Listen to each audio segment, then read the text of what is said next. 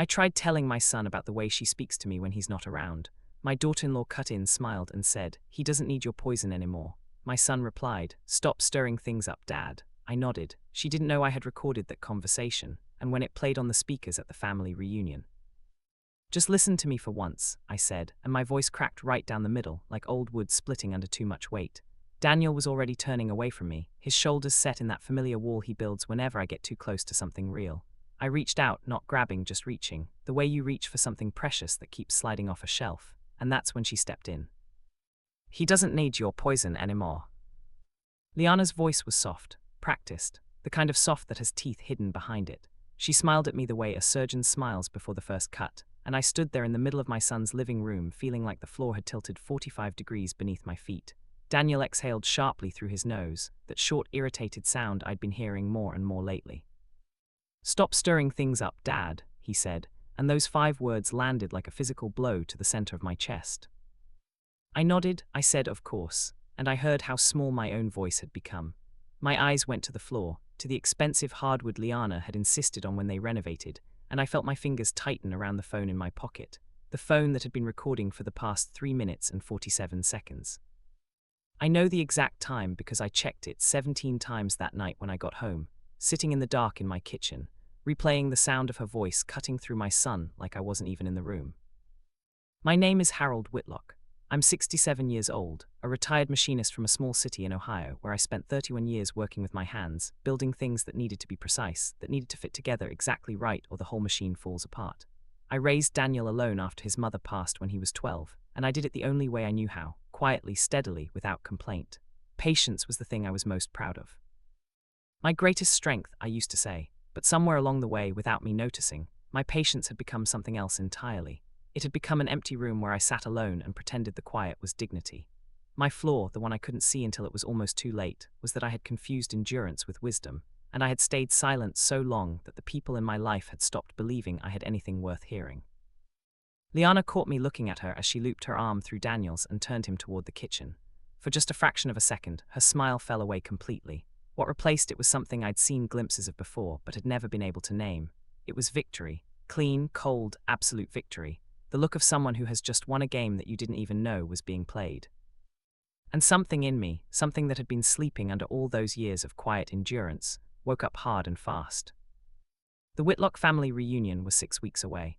We held it every 2 years, rotating between family members who volunteered to host. This year, it was being held at a rented community hall about 40 minutes outside of town. Tables, speakers, a projector someone had arranged for a slideshow, probably 120 people cycling through over the course of the afternoon. I had already volunteered to handle the technical side of things, to manage the slideshow presentation, to be the quiet, useful man in the background that everyone relied on and nobody paid attention to. Liana had smiled warmly when I offered. She thought I was keeping myself busy. She thought I was harmless. She had no idea what I was building. I drove home that night with the recording playing through my car speakers, Liana's voice filling the space around me, and I gripped the steering wheel until my knuckles ached. I wasn't thinking about revenge yet, not consciously. I was just in pain. The raw, ugly kind of pain that comes from being dismissed by your own child, from watching a stranger wear your son's love like a coat she'd borrowed and had no intention of returning. I got home and I sat in the kitchen under the fluorescent light that I'd been meaning to replace for 3 months, and I played the recording again, and then I opened a new folder on my phone and I labeled it with the date, and I sat there in the silence of my own house feeling something I hadn't felt in a very long time. I felt purposeful. The next 4 weeks were education in what I was actually capable of when I stopped being passive. I started visiting Daniel and Liana more frequently, always with reasons. Dropping off tools Daniel had borrowed, bringing groceries because I'd bought too much, stopping in to help with something around the house. Each visit, I kept my phone recording. I learned quickly that Liana had 2 distinct personalities, and the boundary between them was Daniel's presence. When Daniel was in the room, she was warm toward me. Attentive, even. She would bring me coffee the way I liked it. She would laugh at things I said. She would touch Daniel's arm and look at him with this expression that said, "See how patient I am with your father." But the moment Daniel stepped out, even just to another room, the temperature dropped 10 degrees. "You know he worries about you," she said to me one afternoon, her back to me as she rinsed dishes. Daniel had gone downstairs to check on the laundry. Her voice was completely flat. "It's exhausting for him." "I don't mean to be a worry," I said carefully. "And yet," she replied, still not turning around. That was all she said, but the recording caught every syllable. I labeled the file and added it to the folder.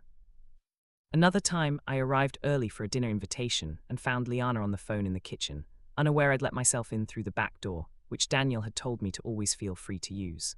I stood in the hallway and I heard her voice, bright and animated, the social version of herself that she wore for people outside the house. "He just shows up whenever he wants," she was saying, laughing lightly. "Daniel can't say no to him. I've tried to explain that it's not healthy, that we need our space, but you know how these old men get, clingy, irrelevant. It's actually a little sad." A pause, Maury laughter. I know, I just have to manage it."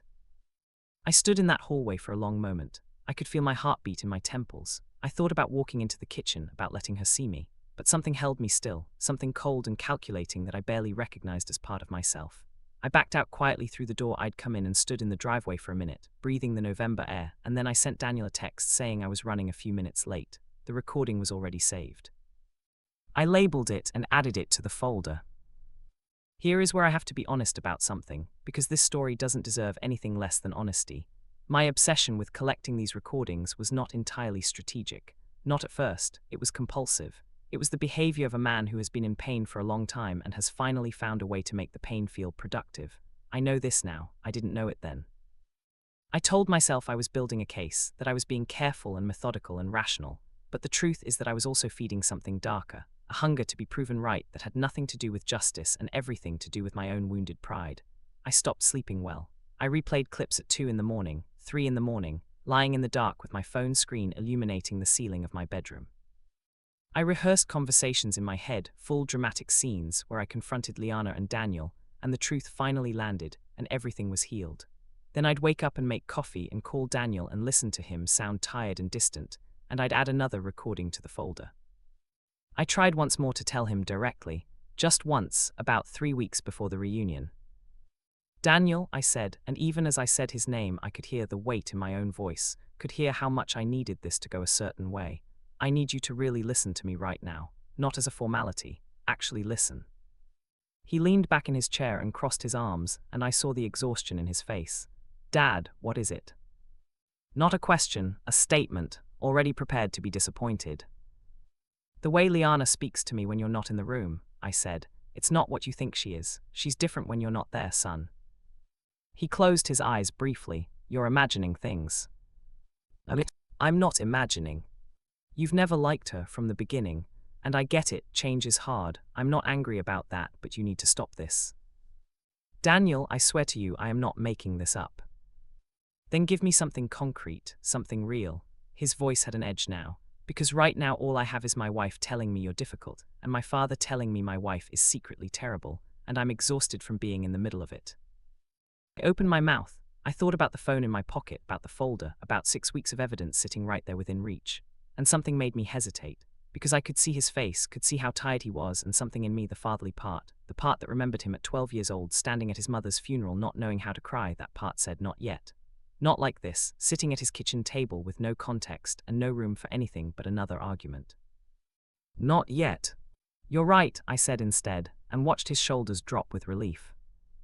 He thought I was backing down. I wasn't backing down, I was waiting. The reunion hall was everything I could have asked for. Long tables draped in white, a sound system that filled the room easily, a projector screen against the far wall that was large enough to be seen from anywhere in the space. I arrived 2 hours early under the pretense of helping set up. Really, I wanted time with the equipment. The audio system had simple Bluetooth connectivity, and I spent 20 minutes with it, learning exactly how it worked, how to switch inputs, how to ensure that whatever played through my phone would go directly through the speakers at full volume. I was calm while I did it, methodical, the way I used to be when I was setting up precision equipment at the machine shop where you check every measurement twice because there is no room for error. My hands didn't shake, my breathing was steady. I think that calmness should have worried me, looking back.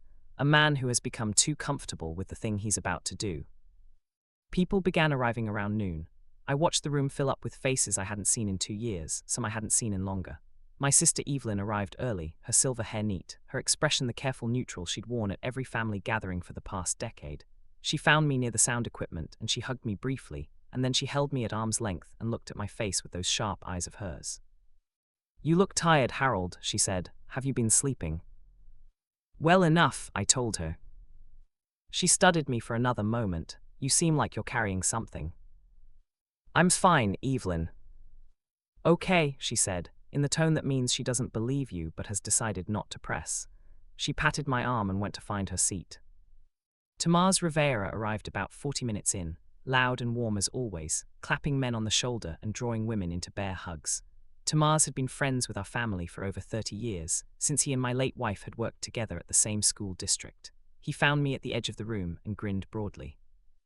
Harold, you look like a man with a secret, he boomed, because Tamars has never in his life spoken at a volume less than cheerful. Just watching the room, I said. Ha, you always were the observer. Your wife used to say that about you, you know. She'd say Harold sees everything, he just never says so. He laughed his big laugh. You should say so more often, my friend. I smiled at him and said nothing. Daniel and Liana arrived 35 minutes after the reunion started. I saw them come in from across the room, Liana in a deep green dress that she knew made her look striking, Daniel's hand at the small of her back. They moved through the crowd the way couples do when they've become a unit, greeting people together, Liana's laugh rising above the noise, effortless and bright. She found me from across the room after a few minutes, and gave me a wave and a smile that was designed perfectly for the people around her to see. I waved back. She had no idea. About 90 minutes into the reunion, when the food had been eaten and the noise had settled into that comfortable middle-stage hum, when everyone was relaxed and slightly full, and feeling the particular warm ease of family time, someone at the center table called out for a speech. Harold, you're handling the presentation, give us something. A few other voices joined in. I saw Evelyn glance at me from her seat. I saw Tamars grin and raise his glass in my direction. And I saw Liana, standing beside Daniel near the back wall, look over with mild curiosity. Relaxed, not even slightly worried. Why would she be? I was Harold. Harmless, quiet Harold.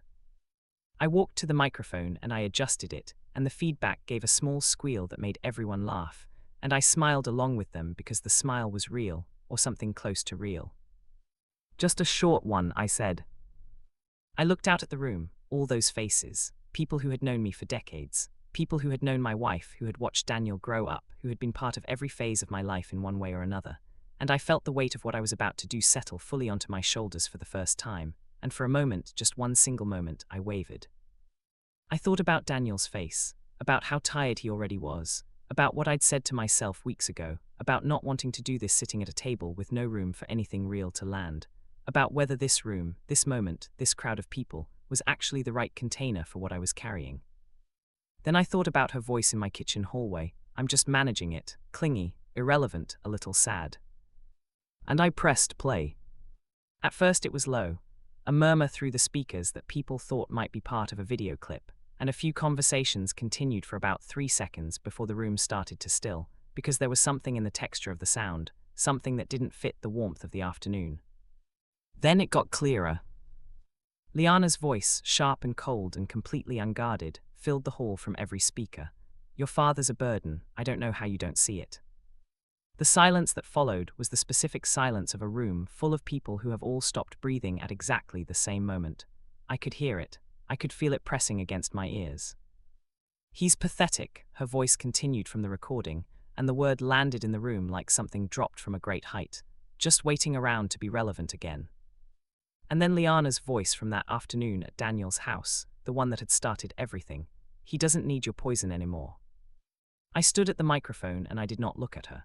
I looked at the middle distance, at the space above people's heads, because I knew if I looked at her directly I would lose the steadiness I was holding on to.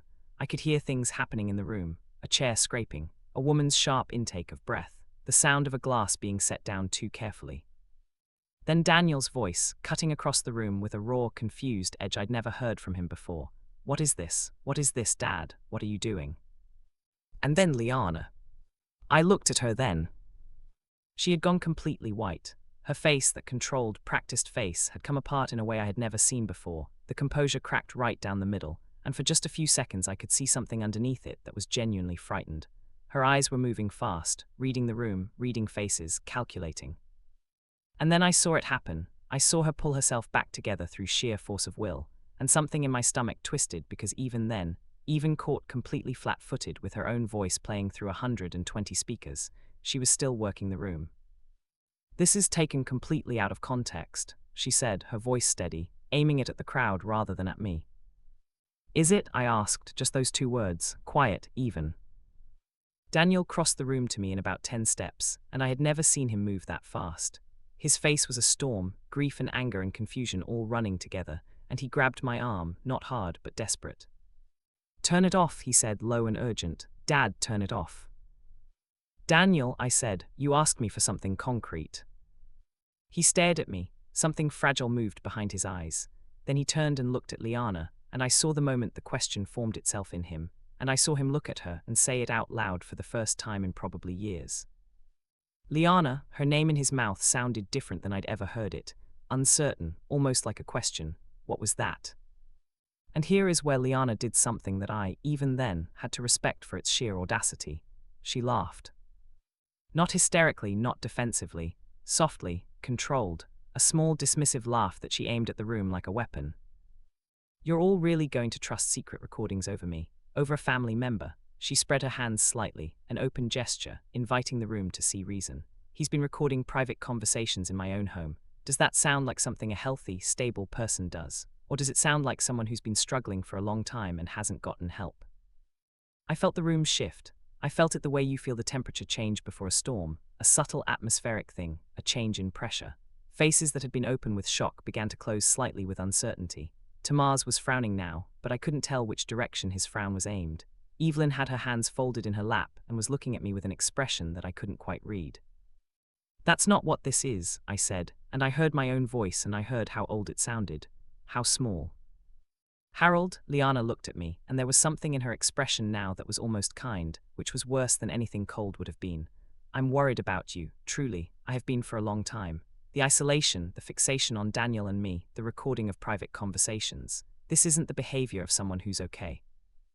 "She's right that he was recording without consent," someone murmured nearby, and I didn't see who. "The things she said," I started. "Were private frustrations expressed privately," Liana said smoothly. "Everyone vents, Harold. Everyone says things in private moments that they wouldn't say to someone's face because that's how stress works. It doesn't make me a monster, but secretly recording family members in their own home, in my kitchen, under my couch cushions," she paused to let that land, "that makes me scared." Daniel had stepped back, not toward me, not toward her, just back, creating space between himself and everything. His face had gone somewhere far away. "I need air," he said, and he walked toward the exit, and neither of us stopped him. The reunion didn't end in a neat way after that. It dissolved slowly, the way gatherings do when something has broken the atmosphere and nobody knows quite what to do with the pieces. People came to me individually over the next half hour. Some squeezed my arm and said nothing. Some asked quiet questions. Tamaz stood with me near the sound equipment for a few minutes and didn't say anything at all for a long while. "I believe the recordings," he finally said, looking at the floor. "I do, Harold, but the way you did this," he shook his head slowly, "that's going to be what people talk about." "I know," I said. "She's smart," he said, "smarter than I gave her credit for." Evelyn found me after most people had filtered out. She sat beside me at one of the long tables, and we sat together in the quiet of the emptying hall, and she reached over and put her hand over mine. "Why didn't you come to me?" she asked. "Would you have believed me?" She was quiet for a moment. "Maybe not at first," she said, "but you could have tried." I thought about that, about all the people I could have tried, about how I had decided, somewhere along the way, that the only proof that would be real, the only evidence that would matter, was proof delivered publicly, delivered in a way that removed all possibility of dismissal. And I understood, sitting there in that emptying hall, that this decision had been less about Daniel and more about me, about my pride. About needing to be right in a room full of witnesses, because I had spent so many private moments being dismissed that I had stopped believing quiet truth was enough. Daniel came back an hour after he'd left. Most everyone was gone by then. The hall staff were stacking chairs in the corner. I was sitting alone at the end of a long table with a cup of coffee that had gone cold, and I heard his footsteps on the floor and I looked up. He looked the way a person looks after they've been crying, but have gotten past the crying and are now just empty. Hollowed out. He pulled out a chair across from me and sat down, and we looked at each other for a long moment without speaking. "How long?" he asked finally. "About a month of recordings," I said. "Before that, I tried to tell you directly." "You did," he said. "I didn't listen." The acknowledgement landed strangely, because it was what I'd wanted to hear for months, but it didn't feel the way I'd imagined it would. It felt sad. "Dad," he said, and the way he said my name then was different from the storm that had been in it earlier, softer, more lost. Why like this? Why in front of everyone? Because every time I tried privately, I was told I was imagining things, I said. I needed you to hear it in a way you couldn't dismiss. I understand that, he rubbed his face with both hands. I do, but Dad, the secret recordings, the setup, doing it in front of the whole family without warning me, that's, he stopped, started again. I don't know who to believe anymore. I opened my mouth and closed it, because sitting across from my son in that empty hall with the chairs stacked against the wall and the fluorescent lights humming, I finally heard what he was actually saying. He wasn't choosing her over me. He wasn't choosing me over her. He was saying that the version of me he'd encountered that afternoon was a stranger to him, and that this stranger had done something to his ability to trust the world, and that I had put the evidence of Liana's cruelty and the evidence of my own obsession in front of him at the same time, with no way to separate them, and he was sitting in the aftermath of both. I had been so focused on making him see what she was that I had lost track of what I was becoming in the process. I started recording to protect myself, I said quietly, to have something real when you told me I was imagining things, but somewhere in the middle of it I wasn't just collecting proof anymore. I was feeding something, the need to be right, to be validated, and by the time the reunion came it wasn't really about you anymore. It was about me, about winning an argument I'd been losing in my own head for months. I looked at my hands on the table, the hands that had spent 31 years building precise things. I'm sorry for that part. Daniel was quiet for a long time. The things she said, he said slowly, on those recordings, I don't have a way to unhear them. No, I agreed. But I also can't unsee you setting up that whole moment in front of 100 people without telling me. No, I said again. He sat with that for a while, I sat with it too. In the weeks that followed, the fallout was complicated and slow-moving, the way real damage always is. Daniel and Liana had a series of conversations that he reported to me in brief, careful fragments over the phone. She had explanations for everything, context, alternative framings. She was good at it, good in the way that people who have had a lot of practice navigating their own contradictions become good at it. She acknowledged that some of what she'd said was hurtful. She used words like venting and stress and difficult family dynamics. She cried, which Daniel told me in a voice that was carefully neutral, as if he was trying not to let me know how much the crying had affected him. Some family members from the reunion contacted me directly. A few expressed that they believed what the recordings revealed. Others told me diplomatically that they thought the way I'd handled it had undermined the message. One cousin I hadn't spoken to in years sent me a long message saying she'd watched Liana do similar things in other relationships and was glad it was finally in the open. Tamaz called me and we talked for an hour, and at the end he said he thought I was a good man who had done a flawed thing, and that both of those things could be true at the same time. Evelyn came to my house one Sunday and made dinner, and we sat at my kitchen table under the fluorescent light I'd finally replaced, and she told me that she wished I had come to her sooner. She told me she had seen things over the years, small things, the kind of things that are easy to dismiss individually, but add up when you stand back and look at the whole picture. She told me she should have said something too. We sat with that shared failure for a while, both of us having chosen quietness at the wrong times. The unexpected thing, the twist I didn't see coming even with all my careful planning, happened about 6 weeks after the reunion. Daniel called me on a Tuesday afternoon, which was unusual. He called on Sundays typically, the Sunday call that had become our ritual since Liana had come into the picture, the brief, surface-level check-in that was somehow supposed to stand in for an actual relationship. "I've been thinking," he said. "Okay," I said. I talked to a therapist, someone I've been seeing for the past month. I hadn't known about the therapist. That surprised me, and the surprise made me realize how much distance there had been between us, that a whole month of therapy appointments had passed without me knowing. "That's good," I said and meant it. "She asked me something in our last session," he said. "She asked me when was the last time I had a real conversation with you, not a check-in, a real conversation." He paused. I couldn't remember. I couldn't either. "I've been so focused on managing everything," he said, "making sure things were smooth, making sure there wasn't conflict.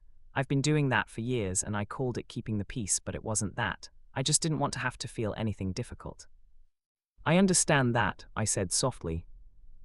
"I'm not excusing what she said," he told me. "I'm not. I don't have a way to hear that and pretend it's okay. I'm working through what it means for me and what it means for us." A pause that lasted long enough to have weight. "But I also need to work through what I let happen between you and me, the distance I let build, the way I made you feel like you had to go to those lengths just to be heard." We stayed on the phone for a long time after that. It was the closest thing to a real conversation we'd had in years. It was uncomfortable and imperfect, and twice it went quiet for stretches long enough that I thought maybe one of us had hung up, but neither of us did. He didn't come home to live. He and Liana didn't divorce, at least not in the time I'm writing this from, though I know from small things Daniel says that the ground between them has shifted permanently, the way ground does after an earthquake, reshaped in ways you can't fully see yet but can feel underfoot when you walk across it. What I know is that the version of their relationship that existed before that afternoon in the reunion hall doesn't exist anymore. Whether what grows in its place is something healthier or something else entirely, I can't say yet. What I know about myself is harder to sit with. I know that I was right about what Liana was saying about me behind my back. I know that the recordings were real and accurate, and that what they captured was genuinely cruel. But I also know that the man who set up that confrontation in a room full of family, who planted his phone under couch cushion, who spent a month consumed by the need to build a case instead of trying every other option available to him first, that man was not the steady, precise person I'd always believed myself to be. My patience had curdled into something else. My love for my son had turned at some point in those weeks into a project, and projects don't love people back. Projects just succeed or fail, and what I built in that hall succeeded in exposing a truth and failed in the way it exposed it, and the cost of that failure was the hardest thing I've ever had to carry. I sleep better now than I did during those months of collecting recordings. I have a standing Sunday dinner with Evelyn, which we started about a month after the reunion and have continued every week since. I call Daniel on Tuesdays, his idea, and we talk about things that have nothing to do with Liana or the reunion or any of it, and slowly, week by week, we are finding our way back to something that resembles a real relationship between a father and a son. It is slow work. It is the kind of work that doesn't come with any guarantee of a particular outcome. What I keep coming back to, what I think about when I'm sitting in my kitchen late at night and the house is quiet, is that moment at the microphone when I hesitated. That single second before I pressed play. Something in me knew even then that what I was about to do was going to cost more than I'd budgeted for, and I pressed play anyway. And I understand now why I did, because being heard finally felt more important to me than being careful. Because I had spent so many years being careful and had still ended up invisible.